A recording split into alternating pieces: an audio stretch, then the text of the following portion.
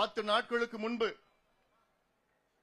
Chennai accord விடுதியில ஒரு கலந்தாய்வு கூட்டம் நடைபெற்றது. இந்த கலந்தாய்வு கூட்டத்தில் மேடையில் இருக்கின்ற துணை தலைவர்களும் கலந்து கொண்டார்கள்.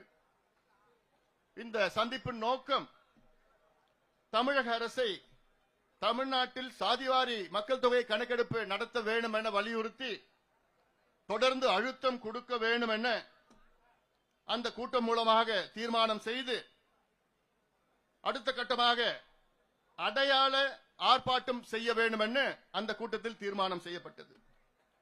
அந்த அடிப்படையில் 10 நாட்கள் கழித்து, அதாவது இன்று சென்னையிலே ஒரு அடையாள ஆர்ப்பாட்டம் தான் இது. இந்த அடையாள ஆர்ப்பாட்டத்திற்கு நோக்கம்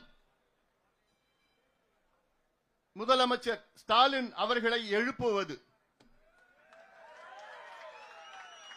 அதாவது தூங்குபவர்களை எழுப்பலாம், ஆனால் தூங்குவது போல் நடிப்பவர்களை எழுப்ப முடியாது. முதலமைச்சர் ஸ்டாலின் அவர்கள் இன்று தூங்குவது போல் நடித்துக் கொண்டிருக்கின்றார். அதை எழுப்புவதற்காக முதல் கட்டமாக இப்பொழுது அமைதியான முறையில் ஒரு அடையாள ஆர்ப்பாட்டம், அவ்வளவுதான். இந்த ஆர்ப்பாட்டத்தில் இங்கே இருக்கின்ற நம்முடைய சமூக நீதி கூட்டமைப்பு கட்சிகள் இயக்கங்கள் சார்பில் தலைவர்கள் மட்டுமல்ல, ஆயிரக்கணக்கான தொண்டர்கள் இங்கே கூடி முழக்கத்தை எழுப்பி ஸ்டாலின் அவர்களை தட்டி எழுப்ப ஒரு முயற்சி இன்று நடைபெற்றுக் கொண்டிருக்கிறது. இதன் பிறகும் முதலமைச்சர் ஸ்டாலின் அவர்கள் எழவில்லை என்றால் பிறகு அடுத்த கட்டம் தமிழ்நாடு முழுவதும் தொடர் போராட்டங்களை நடத்துவோம். அது தயங்க மாட்டோம். எங்களுக்கு வேண்டியது சமூக நீதி, எங்களுக்கு வேண்டியது எங்கள் உரிமைகள், எங்களுக்கு வேண்டியது நியாயம். ஒரு மாநிலம் வளர்ச்சி அடைய வேண்டும் என்றால் அதில் வெறும் Tidel Park, IT park, mall, பெரிய பெரிய அடுக்குமாடி கட்டிடங்கள், பெரிய பெரிய புதிய விமான நிலையங்கள், பெரிய துறைமுகங்கள், பெரிய ரயில் நிலையங்கள், பெரிய நெடுஞ்சாலைகள் எல்லாம் கட்டினா போதாது. இதற்கு உள்ள வாழ்ந்து கொண்டிருக்கின்ற மக்கள் முன்னேற வேண்டும். அதுதான் உண்மையான வளர்ச்சி. நீங்க பெருசா பில்டிங் கட்டினா போதாது, அது வளர்ச்சி கிடையாது. அதற்கு இடையில முன்னேறாமல் இருக்கின்ற மக்கள் முன்னேற வேண்டும், முன்னேற்றம் அடைய வேண்டும். அதுதான் உண்மையான சமூக நீதி. சமூக நீதி என்றால் சமூகத்தில் அடக்கப்பட்டு, ஒடுக்கப்பட்டு, வஞ்சிக்கப்பட்டு, அடிமையாக்கப்பட்டு இந்த மக்கள் முன்னேற வேண்டும். முன்னேறிய சமூகத்திற்கு நிகராக பின்தங்கி இருக்கின்ற இந்த மக்கள் எல்லாம் முன்னேற வேண்டும். இதுதான் சமூக நீதி. இதை அடைய வேண்டும் என்றால் முதலில் உங்களுக்கு கணக்கு இருக்கணும், தரவுகள் இருக்கணும். எந்தெந்த மக்கள் இந்த நிலையில் இருக்கின்றார்கள், எந்தெந்த மக்கள் முன்னேறாமல் இருக்கின்றார்கள், எந்தெந்த மக்கள் முன்னேறி இருக்கின்றார்கள், அந்த கணக்கு உங்களிடம் இருந்தால்தான் இந்த மக்களை நீங்கள் முன்னேற்ற முடியும், சமூக நீதி அடைய முடியும்.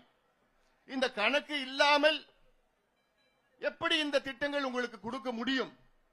ஒரு நல்ல அரசு என்ன செய்ய வேண்டும் என்றால், சமூக நீதி மீது அக்கறை உள்ள அரசு ஆட்சிக்கு வந்து அடுத்த நாள் என்ன செஞ்சிருக்கணும்? நான் முதலமைச்சர் ஆயிட்டேன், தமிழ்நாட்டில் எந்த மக்கள் எந்த நிலையில் இருக்கிறாங்கன்னு எனக்கு தெரியணும். அப்பொழுதுதான் இந்த மக்களுக்கு தனிப்பட்ட முறையில், ஒட்டுமொத்தமா கிடையாது, ஒட்டுமொத்தமா இடஒதுக்கீடு கொடுத்தா போதாது. தனிப்பட்ட பிரிவில் ஒரு உதாரணம், சலவை தொழிலாளர்கள் தமிழ்நாட்டில் இருக்கிறாங்க. நம்ம துணியெல்லாம் அவங்க தான் செலவு பண்ணி நமக்கு கொடுக்கறாங்க. எவ்வளவு பெரிய ஒரு உழைப்பு அது. அவங்க இல்லைன்னா நம்ம எல்லாம் எப்படி இருப்போம்? சும்மா இருப்போம், ஒண்ணுமே இல்லாம. அவர்கள் எத்தனை பேர் இருக்கிறாங்க தமிழ்நாட்டில்? என்ன நிலையில இருக்கிறாங்க? அவங்க பிள்ளைங்க படிச்சிருக்கிறாங்களா? அந்த சமுதாயத்தில் எத்தனை பேர் வேலைக்கு போயிருக்கிறாங்க? அரசு வேலையா, தனியார் வேலையா? அந்த சமுதாயத்தில் எத்தனை பேர் அரசு வேலையில இல்ல உயர் அதிகாரிகள் எத்தனை பேர் ஐஏஎஸ் படிச்சிருக்கிறாங்க, ஐபிஎஸ்ல இருக்கிறாங்களா, ஐஆர்எஸ்ல இருக்கிறாங்களா? அவங்களுக்கு வீடு இருக்குதா, வீட்டுல பாத்ரூம் இருக்குதா, கரண்ட் இருக்குதா? இதெல்லாம் தெரிஞ்சாதானே சலவை தொழிலாளர்களுக்கு அவங்க தனிப்பட்ட ஒரு திட்டத்தை வகுக்க முடியும். அவங்களுக்கு இடஒதுக்கீடு அல்லது சமூக நலத்திட்டம் அல்லது அவங்க வீடு கட்டி கொடுக்கிறது, இப்படியெல்லாம் முன்னேற்ற வேண்டும். அடுத்தது பார்த்தா இப்ப சொன்னாங்க மலை குறவர்கள், குறவர் சமுதாயம், மலை குறவர்கள் அவங்க எங்க இருக்கிறாங்க? எத்தனை பேர் இருக்காங்க? எத்தனையோ பேர் இருக்காங்க. எப்படி இருக்கிறாங்க தெரியுமா? தெரியாது. தெரிஞ்சுக்கணும். தெரிஞ்சாதானே இப்படிப்பட்ட சமுதாயங்கள் எல்லாம் முன்னுக்கு கொண்டு வர வேண்டும் என்றால் அவர்களுடைய நிலையை கண்டறிய வேண்டும். அதுதான் அடிப்படை அறிவு, பேசிக், அதுதான் அடித்தளம். இதை தெரிஞ்சுக்காம நீங்க என்ன கணக்கு நீங்க எடுப்பீங்க, எந்த நீங்க திட்டம் கொடுப்பீங்க, எந்த யார் யாருக்கு எந்தெந்த இடஒதுக்கீடு வகுப்பு கொடுத்துப்பீங்க? தான் எங்களுடைய ஐயாவுடைய நோக்கம். ஐயா தான் இந்த ஆர்ப்பாட்டத்தை நடத்த சொன்னார். எங்களுடைய மருத்துவர் ஐயா அவர்கள் 45 ஆண்டு காலம் கணக்கெடுப்பு நடத்துங்க நடத்துங்க நடத்துங்கன்னு ஒரு மனுஷன் நினைச்சு பாருங்க. 45 வருஷமா தமிழ்நாட்டில் கணக்கெடுப்பு நடத்தி அதற்கு சமூக நீதி வழங்க வேண்டும் என்று போராடி கொண்டிருக்கின்ற எங்களுடைய மருத்துவர் ஐயா எனக்கு 86 வயசு அவருக்கு. ஆனாலும் அந்த எண்ணம் நிறைவேறவில்லையே. என்ன காரணம்? ஆட்சி செய்தவர்கள் எல்லாம் அவரோட நோக்கம் என்ன? இது கணக்கெடுப்பு நடத்தினா உடனே அவங்க அரசியல் கணக்கு பார்க்கிறாங்க. அரசியல் கணக்குக்காக நாங்க இங்க வரல.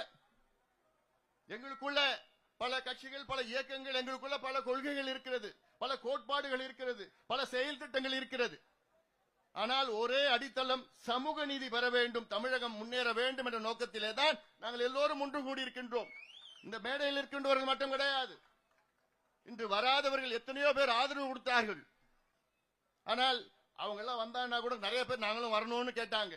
இன்னைக்கு வேண்டாங்க, இன்னைக்கு நிறைய வந்துருச்சு, மேடையில இடம் கிடையாது, நிறைய பேர் பேசணும்னு இன்னைக்கு வேண்டாம். எவ்வளவு பேர் ஆர்வமா வந்துட்டு இருக்கிறாங்க. எல்லாருக்கும் என்ன நோக்கம்? நாங்களும் முன்னேற வேண்டும், எங்களுக்கு முன்னேற்றம் வேண்டும். எவ்வளவு காலமா 78 ஆண்டுகள் ஆகிறது விடுதலை அடைந்து. இன்னும் 78 ஆண்டுகளும் நாங்க முன்னேறலையே, எங்களுக்கு படிப்பு இல்லையே, வேலை இல்லையே அப்படின்னு கதறிக்கொண்டிருக்கின்ற தமிழ் சமுதாயம். ஆக ஒரு நல்ல முதலமைச்சர் என்ன செஞ்சிருக்கணும்? வந்தவுடன் எந்தெந்த சமுதாயம் எந்தெந்த நிலையில் இருக்கிறது பீகாரில் நடத்தினார்கள். நிதிஷ்குமார் அவர்கள் எனக்கு முன்பு பேசியவர் சொன்னார், நிதிஷ்குமார் அவர்கள் கூர்மி சமுதாயத்தை சேர்ந்தவர்கள், ஒரு மைனாரிட்டி தான் அந்த ஊர்ல. ஆனால் அப்படிப்பட்டவர் பீகாரிலே எந்தெந்த சமுதாயம் எந்த நிலையில் இருக்கிறது என்று தெரிந்து கொள்ள அங்கே சமூக நீதி நிலைநாட்ட அங்கே ஜாதிவாரி கணக்கெடுப்பு நடத்தினார்கள். ஜாதிவாரி கணக்கெடுப்புனா முதலமைச்சர் ஸ்டாலின் அவர்கள் இதை புரிந்து கொள்ள வேண்டும். நான் உங்ககிட்ட நாங்க சென்சஸ் கேட்கல, நாங்க உங்ககிட்ட கேட்கறது சர்வே கேட்டோம். சர்வே சென்சஸ் என்பது மத்திய அரசு தான் எடுக்க வேண்டும். 10 ஆண்டுகளுக்கு ஒரு முறை மக்கள் தொகை கணக்கெடுப்பு நடத்துவார்கள் மத்திய அரசு. அது 10 ஆண்டுகள் ஒரு முறை நடத்தி கொண்டிருப்பதனால் சமீபத்தில் கரோனாவால் நடத்த முடியவில்லை. கடைசியாக எடுத்தது 2011 எடுத்தார்கள். அது சென்சஸ். நாங்கள் உங்களிடம் கேட்பது சர்வே எடுங்கள். சென்சஸ் எடுத்தால், ஆனால் அந்த சென்சஸ்லயும் நாங்கள் தொடர்ந்து வலியுறுத்திட்டு வரோம். மத்திய அரசையும் நாங்கள் பல முறை வலியுறுத்திட்டு வந்திருக்கோம். என்கிட்ட ஒரு பட்டியல் இருக்கு, 2 பக்கம் இருக்கு. யார்கிட்ட எப்போ எந்த நாள்ல எந்த தேதியில போராட்டம் கடிதம் நேரடியா பார்த்து வலியுறுத்தினது இவ்வளவு பெரிய பட்டியல் வச்சிருக்கிறோம். நாங்க பண்ணது எதுக்கு? கணக்கெடுப்பு மத்தியிலையும் சரி மாநிலத்திலும் எடுக்கணும்னு சொல்லிட்டு. மத்தியில கணக்கெடுப்பு நடத்தினாங்கன்னா அது வெறும் தலை கணக்கெடுப்பு தான் வரும். அதுல ரொம்ப பிரயோஜனப்படாது. தலை எண்ணிக்கை தான் நமக்கு தெரியும். தலை எண்ணிக்கை தெரிஞ்சு ஒன்னும் ஆக போறது கிடையாது. ஆனால் நமக்கு வேண்டியது மைக்ரோ லெவல் டேட்டா. இந்த மைக்ரோ லெவல் டேட்டா தான் சர்வே எடுத்தாதான் நடக்கணும். மாநில அரசு நடத்தாதான் எடுக்க முடியும். மத்திய அரசு சென்சஸ் கணக்குல மக்கள் தொகை கணக்கெடுப்புல இன்னொரு காலம் சேர்க்கணும், அவ்வளவுதான். அதுல இருந்து என்ன கம்யூனிட்டி, என்ன ஓபிசியா எம்பிசியா, அவ்வளவுதான். ஆனா அது அது தலை கணக்கெடுப்பு தான் வரும், தவிர அங்க திட்டம் தரவுகள் வராது அதுல. அதனாலதான் நாங்க கேட்கறது, தமிழக அரசு 2008 இந்தியன் ஸ்டாட்டிஸ்டிக்கல் ஆக்ட் அதன்படி சர்வே எடுங்க. அந்த சர்வே நீங்க எடுத்தீங்கன்னா, அதுதான் தெலுங்கானா மாநிலத்தில் எடுத்தாங்க, பீகாரில் அந்த சர்வே எடுத்தார்கள். இந்த சர்வே தெலுங்கானாவிலேயோ பீகாரிலேயோ அங்க இருக்கின்ற நீதிமன்றங்கள் தடை செய்யவில்லை, உச்ச நீதிமன்றமும் தடை செய்யவில்லை. ஏன்னா சட்டத்தின் விதிகளுக்கு உட்பட்டுதான் இந்த சர்வே எடுத்திருக்கின்றார்கள். இந்தியன் ஸ்டாட்டிஸ்டிக்கல் ஆக்ட் 2008 2008 நாடாளுமன்றத்தில் சட்டம் ஒன்று நிறைவேற்றப்பட்டது. அந்த சட்டத்தின் கீழ் மாநில அரசு கணக்கெடுப்பு நடத்தலாம், மத்திய அரசு கணக்கெடுப்பு நடத்தலாம், உள்ளாட்சி மன்றங்கள் கணக்கெடுப்பு நடத்தலாம். உள்ளாட்சி மன்றங்கள் பஞ்சாயத்து தலைவர் அவங்க பஞ்சாயத்துல ஒரு கணக்கெடுப்பு நடத்தலாம். என்னன்னு, என் பஞ்சாயத்துக்குள்ள எத்தனை வீடு இருக்கு, இந்த வீட்டுல எத்தனை சமுதாயம் இருக்கிறாங்க, அந்தந்த சமுதாயம் எத்தனை பேர் முன்னேறி இருக்கிறாங்க, அரசு வேலையா இல்ல தனியார் வேலையா, எத்தனை பேர் படிச்சிருக்கிறாங்க, எத்தனை பேருக்கு பாத்ரூம் இருக்குது, எத்தனை பேர் கரண்ட் இருக்கு, குடிசை வீடா கல்லு வீடா, எவ்வளவு பெரிய வீடு, நிலம் இருக்குதா, படிப்பு, எதை எல்லாமே கணக்கெடுப்பு நடத்துறதுக்கு யாருக்கு அதிகாரம் இருக்கு? பஞ்சாயத்து தலைவருக்கு கூட அதிகாரம் இருக்கிறது. ஆனால் நம்முடைய முதலமைச்சர் ஸ்டாலின் அவர்கள் எங்களுக்கு அதிகாரம் இல்லைங்க அப்படின்னு சொல்ற ஒரு முதலமைச்சர் நீங்க பார்த்திருக்கீங்களா? அவன் சிரிக்க ஆரம்பிச்சுட்டான். இப்போ தெலுங்கானாவில் அவங்க கூட்டணி கட்சி, தெலுங்கானாவில் கூட்டணி ஆட்சி பண்ணிட்டு இருக்காங்க காங்கிரஸ் கட்சி. அங்க ஒரு மாதத்துல நடத்தினாங்க. தெலுங்கானாவோட மக்கள் தொகை 3.25 கோடி. அந்த 3.25 கோடியில 160 கோடி ரூபாய் செலவு பண்ணி 1,03,000 பேர் அதில் பணியாற்றினார்கள். ஒரு மாதத்துல 1.5 மாதத்திலே கணக்கெடுப்பு நடத்தி முடிச்சு சட்டமன்றத்துக்குள்ள வச்சிருக்கிறாங்க. விவாதம் 4 நாள் விவாதம். உண்மையிலே நான் தெலுங்கானா முதலமைச்சர் ரேவந்த் ரெட்டிக்கு என்னுடைய பாராட்டுகள். அதுக்கு முன்பு நிதிஷ்குமார் அவர்கள் பீகாரில் நடத்தி முடித்து விட்டார்கள். நடத்தி முடித்து அதில் இடஒதுக்கீட்டையும் அதிகப்படுத்தினார். பிறகு அதைவிட முக்கியம் என்னவென்றால் அங்கே கண்டுபிடித்தார். என்னன்னு கண்டுபிடிச்சாரு? 6,000 ரூபாய் வருமானம் குறைவாக உள்ள குடும்பங்கள் பீகாரில 2,60,000 குடும்பம் இருக்கு. 6,000 ரூபாய் வருமானம், மாதம் வருமானம் ஒட்டுமொத்த குடும்பத்திற்கும். அந்த குடும்பத்தை தனியாக பிரித்து அவர்களுக்கு கிட்டத்தட்ட 10 லட்சம் ரூபாய் நிதி கொடுத்து அவர்களுக்கு தொழிலுக்கும் முன்னேற்றத்திற்கும் நிதி கொடுத்திருக்கின்றார் அந்த முதலமைச்சர். இதுதான் எங்களுக்கு வேணும். அப்ப இந்த தரவுகள் டேட்டா இல்லாம நீ இதெல்லாம் எப்படி பண்ணுவேன்? நான் சொன்ன சலவை தொழிலாளர்கள் இருக்காங்கல்ல, அவங்களுக்கு எந்த கண்டறிஞ்சு என்னென்ன இருக்கணும், என்ன செய்யணும்னு உனக்கு தெரியுமா? கணக்கெடுப்பு நடத்தினா தெரியும் உனக்கு எந்த நிலையில் இருக்கிறாங்கன்னு, என்ன செய்யணும்னு. நான் இப்ப பேசுற இடஒதுக்கீடு மட்டும் தான் பேசல. நான் ஒட்டுமொத்த சமூக நலத்திட்டங்கள், social welfare schemes, micro level, அந்தந்த லெவல்ல எல்லாமே பண்ண ஒட்டுமொத்தமா தமிழ்நாடு முன்னேறும். இதுதான் எங்களுக்கு வேணும். உங்களுடைய மாலு, உங்களுடைய ஐடி பார்க், டைடல் பார்க்ல எங்களுக்கு வேண்டாம். சிப்காட், தொழில்பேட்டை, விளைநிலங்களை அழிக்கிறதுல எங்களுக்கு வேண்டாம். எங்களுக்கு வேண்டியது, எங்களுக்கு படிப்பு வேணும், வேலை வாய்ப்பு வேணும், சமூக திட்டங்கள் வேணும். அப்பதான் தமிழ் சமுதாயம் முன்னேறும். இந்த அடிப்படை புரிந்து கொள்ளுங்கள், தெரிந்து கொள்ளுங்கள். இதான் அடிப்படை. அதாவது வேடிக்கை என்னன்னா, வெளிநாட்டில இருந்து எத்தனை வலசை பறவைகள் வருது இந்தியாவுக்கு, அது தமிழ்நாடு எத்தனை வருது? மைக்ரேட்டரி பேர்ட்ஸ், அது கணக்கெடுப்பு இருக்கு. ரஷ்யாவில இருந்து இந்த பறவை வருது, சைனாவில இருந்து இந்த பறவை வருது, ஆஸ்திரேலியாவில இந்த பறவை வருது. அது எங்க தங்குது? சென்னையில தங்குதா, பழவேற்காட்டுல தங்குதா, பள்ளிக்கரணையில தங்குதா, இல்ல கேளம்பாக்கத்துல தங்குதா, தொரப்பாக்கத்துல தங்குதா, இல்ல கழுவேலியில, மரக்கான கழுவேலியில எத்தனை பறவைகள் வருது? இல்ல அங்க வேடந்தாங்கல்ல தங்குதா, இல்ல கோடியக்கரையில தங்குதா, இல்ல கரிவெட்டியில தங்குதா? இதுல எத்தனை பறவை, என்னென்ன பிளமிங்கோஸ் எவ்வளவு, எத்தனை பெலிகான் எவ்வளவு வருது, எல்லோ ஸ்ட்ரோக்ட் பில் எவ்வளவு வருது, ஹெரான் எவ்வளவு வருது, எல்லாமே கணக்கெடுப்பு இருக்கு. அது எடுக்க முடியுது ஒண்ணுங்களால. ஏன்? தெருவில் மேற எத்தனை நாய்ங்க, அவ்வளவு எத்தனை நாய்ங்க எந்தெந்த தெருவில் இருக்குன்னு கணக்கெடுப்பு தெரியுது உங்களுக்கு? அது ஆண் நாயா பெண் நாயா, அது கடுத்தடை ஆபரேஷன் பண்ணிருக்காங்க இல்லையா? அதெல்லாம் கணக்கெடுப்பு இருக்கு வச்சிருக்கீங்களா நீங்க? ஏன் தெருவில் எத்தனை மாடு மேயுதுன்னு அந்த கணக்கெடுப்பு எல்லாம் வச்சிருக்கீங்களா நீங்க? ஏன் நீங்க சமீபத்தில் ஒரு நல்ல திட்டம் தான். ஏன்னா பெண்களுக்கு பேருந்துல இலவச பஸ் பாஸ், இது நாங்க சொன்னதுதான், எப்பயோ சொன்னோம். அது நிறைவேற்றிருக்கீங்க, அது பாராட்டுறோம். ஆனா அதுக்கு முன்பு என்ன நீங்க பண்ணீங்க? எத்தனை பெண்கள் அந்த பஸ்ஸை பயன்படுத்துவாங்க, எத்தனை பெண்களுக்கு தேவைப்படுது, எத்தனை பெண்களுக்கு தேவைப்படாது, அந்த கணக்கெடுப்பு நடத்துவீங்களா இல்லையா? ஏன் பெண்களுக்கு இப்ப 1000 ரூபாய் கொடுத்தீங்களே, வரல, அது வராது. அந்த 1000 ரூபாயில மொத்தமா எத்தனை பெண்களுக்கு இன்னைக்கு முதல்ல அதுல ஒரு 2 கோடியே 10 லட்சம் பெண்களுக்கு கொடுக்க போறோம்னு சொன்னீங்க. அதுக்கப்புறம் அதுல 1 கோடியே 25 லட்சம் தான் வரும்னு சொன்னீங்க. அப்ப எந்த கணக்கெடுப்பு நடிகையில இதெல்லாம் செஞ்சீங்க நீங்க? அப்போ இவ்வளோ கணக்கெடுப்பு நடத்துகின்ற தமிழக அரசு இந்த பிள்ளைகள், அடக்கப்பட்ட, ஒடுக்கப்பட்ட, வஞ்சிக்கப்பட்ட, அடிமையாக்கப்பட்ட பிள்ளைகள் எல்லாம் படிப்பதற்கு, அவர்கள் முன்னேறுவதற்கு, வேலை செய்வதற்கு ஒரு கணக்கெடுப்பு நடத்துவதற்கு உங்களுக்கு மனசாட்சி இல்லையா? சட்டம் இருக்கிறது, நியாயம் இருக்கிறது, எல்லாம் இருக்குது, அதிகாரம் இருக்கிறது, நிதி இருக்கிறது, ஆள் இருக்கின்றார்கள், எல்லாம் இருந்தோம். மனசுதான் கிடையாது. ஸ்டாலின் அவர்களுக்கு மனசுதான் கிடையாது. ஆனா நீங்க சமூக நீதி எங்கள் உயிர் மூச்சு, நாங்க தந்தை பெரியாருடைய வாரிசு, அவங்க தாத்தா அப்படிலாம் பேசுறது மக்கள் எல்லாம் இதெல்லாம் ரொம்ப கேவலமா கொச்சையா பார்த்துட்டு இருக்கிறாங்க. அவருக்கு தெரியுதா அந்த செய்தி? அவருக்கு போதாலேன்னு தெரியல. எனக்கு செய்தி வந்துட்டு இருக்குது. ஏன்னா அவங்க கட்சியில இருக்கிற, அவங்க கூட்டணியில் இருக்கிற கட்சிகளே இன்னைக்கு ஆமா எடுக்கணும் எடுக்கணும் எடுக்கணும்னு சொல்லிட்டு இருக்கிறாங்க. இது கூட்டணி பிரச்சனையோ கட்சி பிரச்சனையோ இதான் கிடையாது. இது சமூக நீதி பிரச்சனை. இது சமூக நீதி பிரச்சனை. இது ஏதோ ஒரு ஜாதி, அந்த ஜாதி இந்த ஜாதி இவங்க கேட்டா இவங்களுக்கு இடஒதுக்கீடு அதிகமாகவும் குறையும், அந்த நிலைக்கு நாங்க வரல. அதை விட மிக மிக மிக முக்கியமான ஒரு செய்தி என்ன? தமிழ்நாட்டில் 69 விழுக்காடு இடஒதுக்கீடு நாம் பெற்றுக் கொண்டிருக்கின்றோம். இந்தியாவில் எந்த மாநிலத்திலும் 69 விழுக்காடு எந்த மாநிலத்திலும் கிடையாது. தமிழ்நாட்டில் மட்டும்தான் இருக்கு.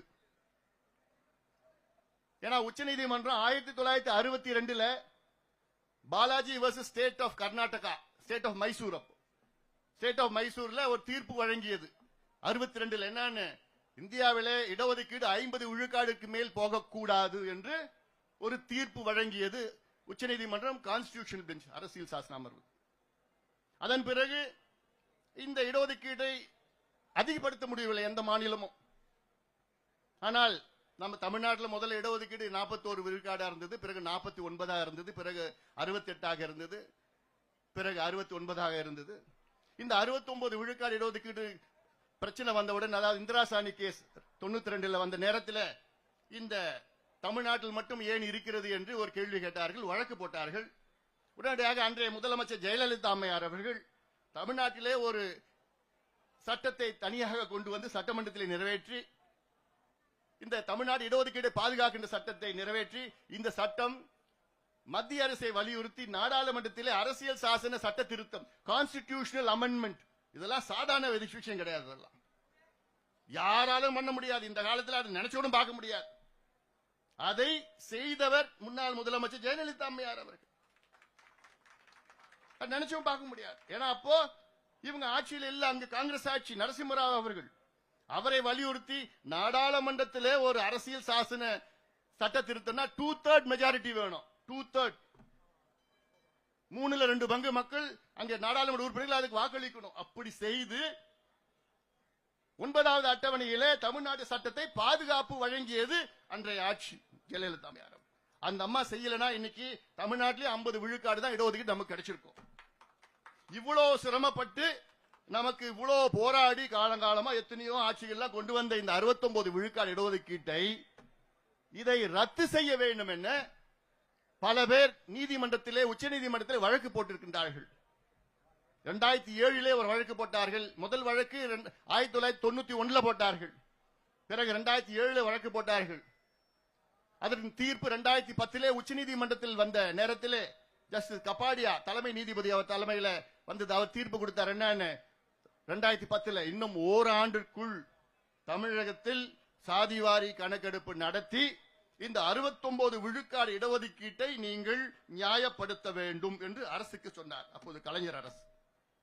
இன்னும் ஒரு வருஷத்துல தமிழ்நாட்டில் நீங்க ஜாதிவாரி கணக்கெடுப்பு நடத்தலன்னா நான் ரத்து பண்ணிடுவேன்னு சொல்லிட்டார். ஆனாலும் அன்று உடனடியாக எங்கள் மருத்துவர் ஐயா அவர்கள் கிட்டத்தட்ட 50 சமுதாய தலைவர்களை வைத்து 1 மணி நேரம் கலைஞரை சந்தித்து அவருடைய கிளாஸ் எடுத்தார். 1 மணி நேரம் கிளாஸ் எடுத்தார்.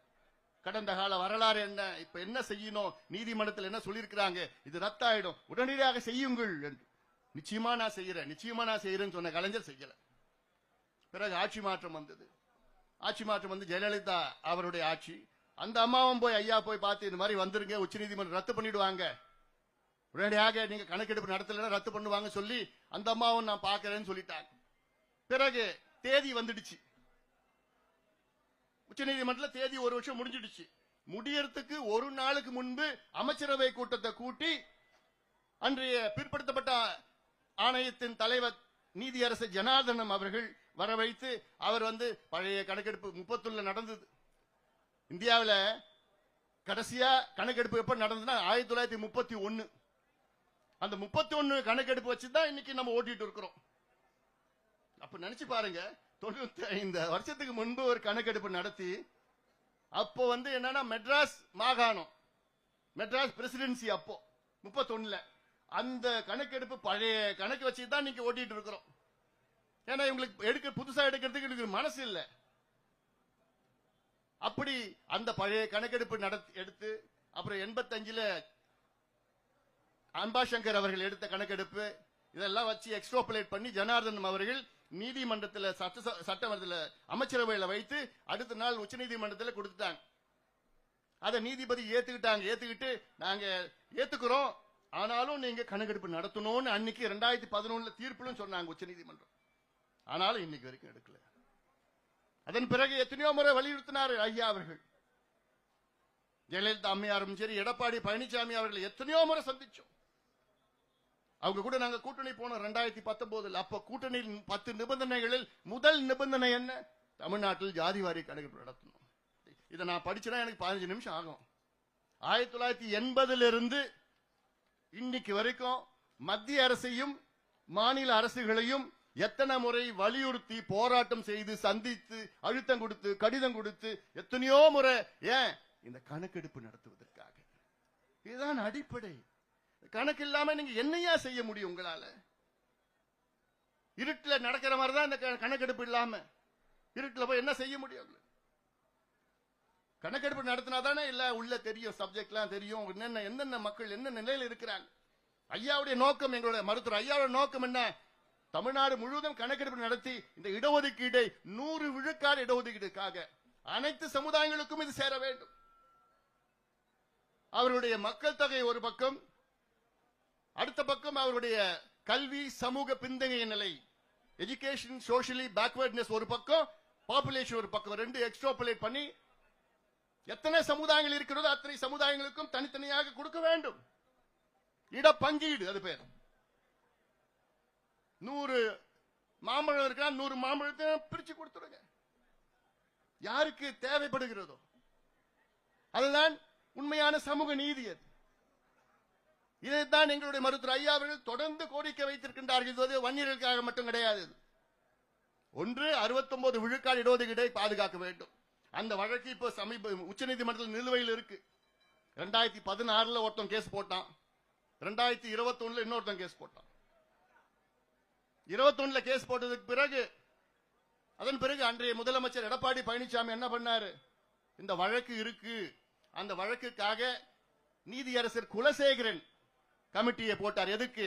69 விழுக்காடு இடஒதுக்கீடை பாதுகாக்க தமிழ்நாட்டில் சாதிவாரி மக்கள் தொகை கணக்கெடுப்பு நடத்த வேண்டும் என்று 2021 அந்த ஆணையத்தை நிறுவினார் முன்னாள் முதலமைச்சர் அவர்கள். திமுக ஆட்சிக்கு வந்தவுடன் என்ன பண்ணிட்டாங்க? அதை மூடிட்டாங்க. மூடறதே உங்களுக்கு வேலை. 3வது முறை ஜாதிவாரி கணக்கெடுப்பு நடத்த 3 முறை அதை நிறுத்தியது திமுக அரசு தொடர்ந்து. அது வேணாம், அது உள்ள போனோம்னா வேற வரலாறு, அது ரொம்ப நேரம் பேச வேண்டியதா இருக்கு. ஆனா இன்னைக்கு தேவை என்ன? நாங்க எல்லாம் ஒன்னா வந்திருக்கிறோம். நாங்க என்ன ஏதோ மேடையில் இருக்கிறவங்க மட்டும் கிடையாது, ஒட்டுமொத்த தமிழ் சமுதாயமும் எங்கள் பின்னால் இருக்கிறது, காத்துட்டு இருக்கிறாங்க. எங்களுக்கு சமூக நீதி வேணும்னு கேட்டுட்டு இருக்கிறோம். இந்த பட்ஜெட் 14 தான் ஆரம்பிக்குது. அன்னைக்கே பட்ஜெட்டா? தமிழக முதலமைச்சர் அவர்களுக்கு ஒரு வேண்டுகோள்.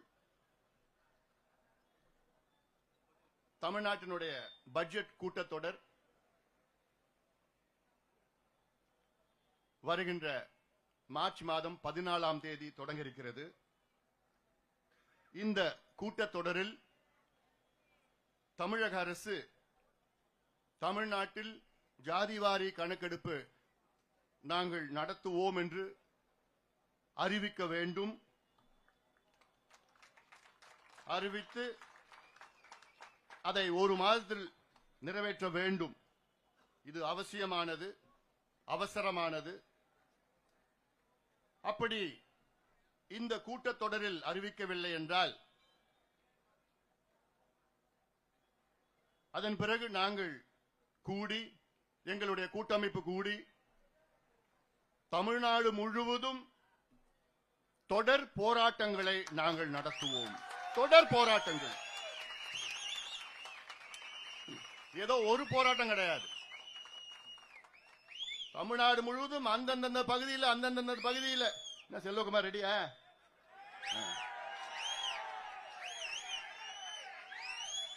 எல்லாமே இங்க மேடையில் நம்ம மூர்த்தி அவர்கள் எல்லாமே யார் சொன்னா போதும். இது ஏதோ ஒரு சும்மா சின்ன அறிவிப்புலாம் கிடையாது. இது சமூக நீதி போராட்டம். இதுக்காக நாங்கள் எந்த எல்லைக்குனா நாங்க போவோம்.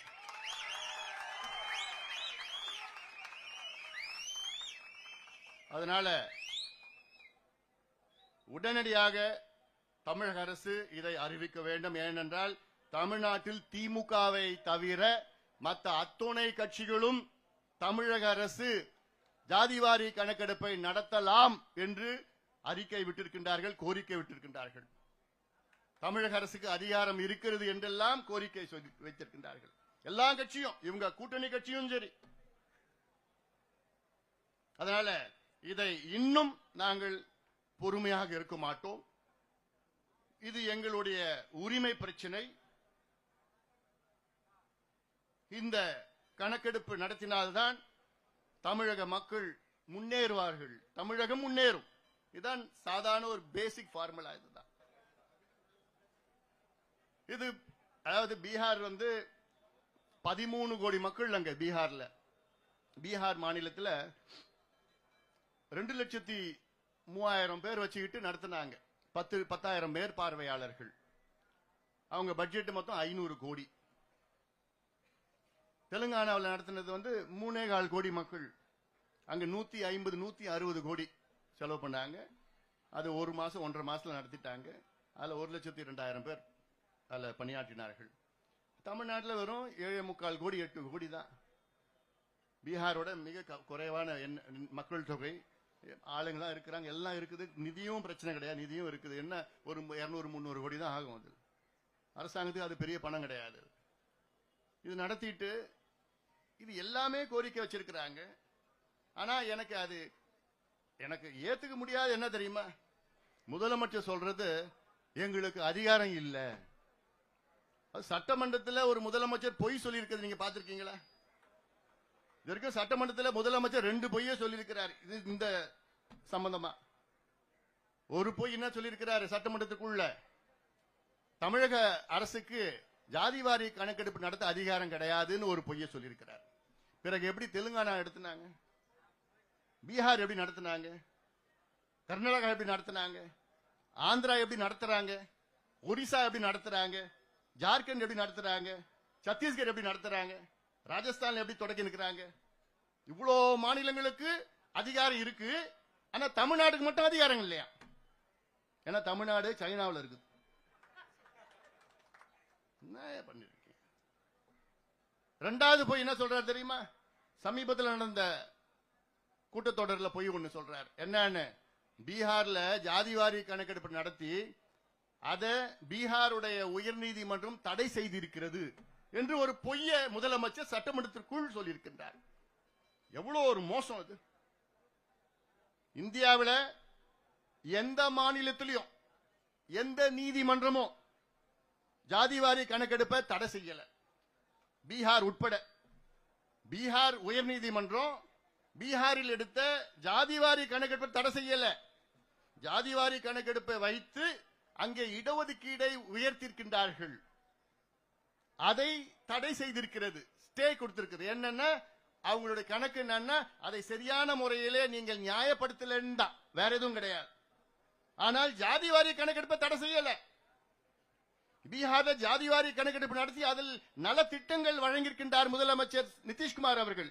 அந்த திட்டத்தை யாரும் அங்கே நீதிமன்றம் தடை செய்யல. எவ்வளவோ திட்டங்கள் கொடுத்திருக்கிறாங்க, சோசியல் வெல்ஃபேர் ஸ்கீம்ஸ் கொடுத்திருக்கிறாங்க. எதையுமே தடை பண்ணல. அங்க உயர் நீதிமன்றமும் சரி, டெல்லியில் இருக்கிற உச்ச நீதிமன்றமும் தடை பண்ணல. தடை பண்ண முடியாது. ஏன்னா சட்டம் இருக்கு, சட்டம் இருக்கிறது. அந்த சட்டத்தின் கீழ் தான் சர்வே பண்றோம், சர்வே செய்யறோம். சர்வே பண்ணுங்க சொல்றோம். முதலமைச்சருக்கு தெரியுது சென்சஸ்னா என்ன, முதலமைச்சருக்கு நல்லா தெரியுது. சர்வேனா ரெண்டுமே தெரியுது. ஆனா இவரு நம்ம கிட்ட பொய் சொல்லிக்கிட்டு எங்களுக்கு அதிகாரம் இல்லை அதிகாரம் இல்லை அதிகாரம் இல்லைன்னு சொல்லிட்டு பொய் சொல்லிட்டு இருக்கிற முதலமைச்சர் ஸ்டாலின் அவர்களே, பொய் சொல்வதை நிறுத்திக் கொள்ளுங்கள். உங்களுக்கு எல்லா அதிகாரமும் இருக்கிறது. உங்கள் தந்தை கூட இப்படி சொன்னது கிடையாது. ஐயா அவர்கள் கலைஞரை 10 முறை பார்த்திருக்கிறார். கலைஞர் அவர்கள் நான் செய்யறேன் தான் சொன்னார் தவிர எங்களுக்கு அதிகாரம் இல்லைன்னு நான் சொல்லல. ஜெயலலிதா அம்மையாரும் சரி எங்களுக்கு அதிகாரம் இல்லைன்னு நான் சொல்லல. எடப்பாடி பழனிசாமி அவர்களும் சரி எங்களுக்கு அதிகாரம் இல்லைன்னு நான் சொல்லல. எம்ஜிஆர் அவர்களை சந்தித்த போது எங்களுக்கு அதிகாரம் இல்லைன்னு நான் சொல்லல. நாங்க செய்யறோம் தான் சொன்னாங்க தவிர எங்களுக்கு அதிகாரம் இல்லைன்னு எந்த முதலமைச்சரும் சொல்லல. ஆனால் இப்ப இருக்கின்ற ஸ்டாலின் அவர்கள் வேண்டுமென்று எங்களுக்கு அதிகாரம் இல்லை என்று ஒரு பொய் மீண்டும் மீண்டும் தொடர்ந்து சொல்லிக் கொண்டிருக்கின்ற ஒரு முதலமைச்சரை எங்கேயாவது நீங்க பார்த்திருக்கிறீங்களா? இப்படி ஒரு முதலமைச்சரை. ஏன்னா அவருக்கு செய்யக்கூடாதுன்னு அவருக்கு எண்ணம். ஏன்னா அவர் சுத்தி 4-5 பேர் இருக்கிறாங்க. சுத்தி 4-5 பேர் அவங்க என்ன பொறுத்த வரைக்கும் அவங்க 4-5 பேர் வியாபாரிகள். அவங்க அந்த அமைச்சர் பொறுப்பை வைத்து அதை வியாபாரம் செய்கின்ற வணிகர்கள், வியாபாரிகள். அவங்களுக்கு சமூக நீதிக்கு சம்பந்தம் கிடையாது. அவங்க தான் முதலமைச்சரை பார்த்து, ஐயோ நீங்க கணக்கெடுப்பு நடத்தினீங்கன்னா அப்புறம் இந்த ஜாதி இத்தனை சீட்டு கேட்பான், இந்த ஜாதி இத்தனை எம்பி கேட்பான், இந்த ஜாதி இத்தனை மாவட்ட செயலர் கேட்பாங்கன்னு ஒரு தவறான ஒரு கருத்தை அவங்க அவர்கிட்ட சொல்லி விட்டுறாங்க. அப்படிதான் நான் நினைச்சிட்டு இருக்கிறேன். அதனாலதான் நான் எடுக்க மாட்டேன் பிடிவாதத்தில் இருக்கின்றார். ஆக முதலமைச்சர் அவர்களே உடனடியாக எடுங்கள். இன்னொன்னு, இன்னைக்கு துல்லியமா எந்தெந்த ஊர்ல, எந்தெந்த கிராமத்துல, எந்தெந்த தெருவுல, எந்தெந்த சமுதாயம் இருக்கு, அந்தந்த வீட்டுல எத்தனை பேர் இருக்கிறாங்கன்னு துல்லியமா பட்டியல் வச்சிருக்காங்க. யார் தெரியும்ல? திமுக தான். தேர்தல் நேரத்தில் வச்சிருக்காங்கல்ல, தெரியல உங்களுக்கு? எலெக்ஷன் வந்தா போதும் பட்டியல் எடுத்துருவாங்க. அந்த பட்டியல்ல இந்த தொகுதியில, இந்த ஒன்றியத்துல, இந்த கிராமத்துல, இந்த தெருவுல, இந்த வீட்டுல, இந்த ஜாதி, இந்த ஜாதிக்கு எத்தனை ஓட்டு, இந்த கட்சிக்கா, அந்த கட்சிக்கா, அந்த பக்கத்து வீடு எத்தனை ஓட்டு, எல்லாமே நீங்க வச்சிருக்கிறீங்களே. அதெல்லாம் எடுக்க முடியுது உங்களுக்கு ஓட்டுக்கு காசு கொடுக்கறதுக்கு. ஆனா சமூக நீதி படிப்புக்கும் வேலைக்கும் நாங்க கேட்டுட்டு இருக்கிறோம், இவ்வளவு காலமா கேட்டுட்டு இருக்கிறோம். அதுக்கு உங்களால கொடுக்க முடியல. எங்களுடைய நோக்கம் என்ன? நாங்க பின்தங்கி இருக்கின்றோம், பாதாளத்தில் இருக்கின்றோம், சமூகத்தில் அடக்கப்பட்டு, ஒடுக்கப்பட்டு, வஞ்சிக்கப்பட்டு, தாழ்த்தப்பட்டு இருக்கின்றோம். நாங்களும் முன்னேற வேண்டும், நாங்களும் முன்னேற வேண்டும். இதான் எங்களோட நோக்கம். எங்களை நீங்க எல்லாம் ஓட்டுக்கு வச்சிருக்கீங்களே, வாக்கு வங்கிகளா வச்சிருக்கிறீங்களே. நம்முடைய ஜெகன்மூர்த்தி சொன்னார் பார், நாங்க என்னையா கேட்டோம்? பிள்ளைங்களுக்கு நல்ல முன்னேற்றம் வேண்டும், பிள்ளைங்களுக்கு படிப்பு வேணும், வேலை வாய்ப்பு வேண்டும், சுயமரியாதையுடன் வாழ வேண்டும். தான் எங்கள் ஐயாவுடைய அடிப்படை கொள்கை. எங்களுடைய கொள்கை வழிகாட்டிகள் அண்ணல் அம்பேத்கர், தந்தை பெரியார், கால் மார்க்ஸ் அவர்கள், புரட்சியாளர் கால் மார்க்ஸ் அவர்கள். அதன்படிதான் நாங்கள் எங்களை வழிநடத்தி கொண்டிருக்கின்றார் மருத்துவர் ஐயா அவர்கள். எங்கேயாவது இங்க பிரச்சனை சின்ன சின்ன பிரச்சனை வந்துன்னா உடனே எனக்கு போன் பண்ணுவார். அண்ணா என்ன இது மாதிரி இருக்கு, இல்ல அங்கிட்ட நான் அவருக்கு போன் பண்ணுவேன், எங்க பாருங்க அங்க கொஞ்சம் ஏதோ பிரச்சனைங்க, கொஞ்சம் அது பெருசாக்கமா பாத்துங்க. அது உணர்வுபூர்வமா, 2 பேரும் உணர்வுபூர்வமா இந்த கருத்து எங்கள் மனதிற்குள் இருக்கிறது. காரணம் என்ன? அந்த 2 பேரும் அடிச்சுக்கிட்டு அங்க பிரச்சனை வந்து இது கலவரம் காலத்துல மாதிரி பிரச்சனை எல்லாம் வேண்டாம், வேண்டாயா, போதியா. இதை தூண்டு விடுவது யாரு? திமுக. அது நெருப்பை போட்டு கொளுத்தி விட்டுட்டு அதுல எண்ணெயை ஊத்துவான், தினம் ஊத்திட்டு இருப்பான். எல்லாம் ஒன்னா சேர்ந்துட்டுன்னா அவங்களுக்கு வேலை கிடையாது, வேற எங்கேயாவது பார்த்துட்டு வேலையை பார்த்துட்டு போகணும். அதனால்தான் இவ்வளவு சூழ்ச்சிகள், இவ்வளவு பிரச்சனைகள். சின்ன பிரச்சனை உடனே பெருசாக்கி அதெல்லாம் வேண்டாம். அதனால் அந்த நோக்கம் தான் எங்களோட நோக்கம். அதான் மீண்டும் மீண்டும் சொல்வது என்ன? சமூக நீதி, சமூக நீதி. நாங்களும் வாழ வேண்டும், நாங்களும் முன்னேற வேண்டும், நாங்களும் ஆள வேண்டும். நாங்களும் என்றால் என்ன? அத்தனை பேரும் தமிழ் சமுதாயம் ஆள வேண்டும். பாதாளத்தில் இருக்கின்றோம், பெரிய எண்ணிக்கையில் இருக்கின்றோம். ஆனால் எந்த முன்னேற்றமும் எங்களுக்கு இல்லை, எந்த முன்னேற்றமும் எங்களுக்கு இல்லை. அதுக்காகத்தான் இங்கே நாங்கள் வந்திருக்கின்றோம், கூடியிருக்கின்றோம். இதையாவது செய்ய வேண்டும். 69 விழுக்காட்டு இடஒதுக்கீட்டை பாதுகாக்க வேண்டும். தமிழ்நாட்டில் 100 விழுக்காடு இடஒதுக்கீடு. அந்த சமுதாயத்துடைய எண்ணிக்கை ஒரு பக்கம், அந்த சமுதாயத்துடைய கல்வி சமூக பின்தங்கிய நிலை ஒரு பக்கம். இதை வைத்து அனைவருக்கும் சமூக நீதி வழங்க வேண்டும், அனைவருக்கும் இடஒதுக்கீடு வழங்க வேண்டும் என்ற நோக்கத்திலேதான் இந்த சமூக நீதி கூட்டமைப்பை மருத்துவர் ஐயா அவர்கள் உருவாக்கி இருக்கின்றார்கள். ஐயாவுடைய கனவு தமிழ் சமுதாயம் தமிழ்நாட்டில் முன்னேற வேண்டும், தமிழ் சமுதாயம் தமிழ்நாட்டில் ஆள வேண்டும். அப்படி ஆண்டால்தான் உண்மையான சமூக நீதி. ஏன்னா எங்களுக்குள்ள மனசுக்குள்ள ரத்தத்துக்குள்ள ஊறி இருக்கு சமூக நீதி. சும்மா வெறும் நாக்களை மட்டும் தான் நாங்க பேசல, மத்தவங்க திமுக போன்று வெறும் நாக்களை பேச்சவில்லை. எங்களுக்கு ரத்தத்துல ஊறி இருக்கு சமூக நீதி. எல்லாருக்கும் சமம், எல்லாருக்கும் சமமான நீதி, எல்லாருக்கும் முன்னேற்றம் வேண்டும் என்ற நோக்கத்திலேதான் இந்த கூட்டமைப்பை உருவாக்கி இது ஒரு அடையாள ஆர்ப்பாட்டத்தை இங்கு நடத்தி கொண்டிருக்கின்றோம். இந்த அடையாள ஆர்ப்பாட்டத்திற்கு இங்கே வருகை தந்திருக்கின்ற என்னுடைய அத்துணை தமிழ் சமுதாய தலைவர்கள், என்னுடைய அத்துணை பேரும் என்னோட நண்பர்கள் தான். இங்கே வருகை தந்திருக்கிற அத்தனை பேருக்கும் என்னுடைய நன்றி கலந்த வாழ்த்துக்கள், பாராட்டுகளை நான் தெரிவித்துக் கொள்கின்றேன். ஏன்னா இது அரசியலுக்காக நாங்க செய்யல. ஏன்னா சில பேர் இது ஓஹோ இது வருமா கூட்டணி அப்படி இப்படியான எங்களுக்கு ஒருமித்த கருத்து இந்த சமூக நீதி. பிற்காலத்தில் எப்படி வருவோம்னு அது தெரியாது. இன்னைக்கு நாங்க இந்த பிளாட்ஃபார்ம்ல அடித்தளத்தில் சமூக நீதி வேண்டும், எங்களுக்கு இடஒதுக்கீடு வேண்டும், எங்களுக்கு கணக்கெடுப்பு நடத்த வேண்டும், உடனடியாக நடத்துங்கள், உடனடியாக அறிவியுங்கள், இந்த பட்ஜெட் கூட்டத்தொடரிலே தமிழக அரசு அறிவிக்க வேண்டும் என வலியுறுத்தி இந்த ஆர்ப்பாட்டத்தை நாங்கள் நடத்தி கொண்டிருக்கின்றோம். இங்கே வருகை தந்திருக்கிற அத்துணை என்னுடைய உயிரினுமையான தமிழ் சொந்தக்காரர்களுக்கு என்னுடைய நன்றியை தெரிவிக்கின்றேன். தமிழக அரசு இந்த பட்ஜெட் கூட்டத்தொடரில் அறிவிக்கவில்லை என்றால் அடுத்தடுத்து உடனடியாக பல கட்ட போராட்டங்களை தொடர்ந்து நாங்கள் நடத்தி கொண்டே இருப்போம். எங்களுடைய இலக்கு அடைகின்ற வரையில் தொடர்ந்து நாங்கள் நடத்தி கொண்டே இருப்போம் என்று இந்த செய்தியோடு நன்றியோடு அமர்கின்றேன். வணக்கம்.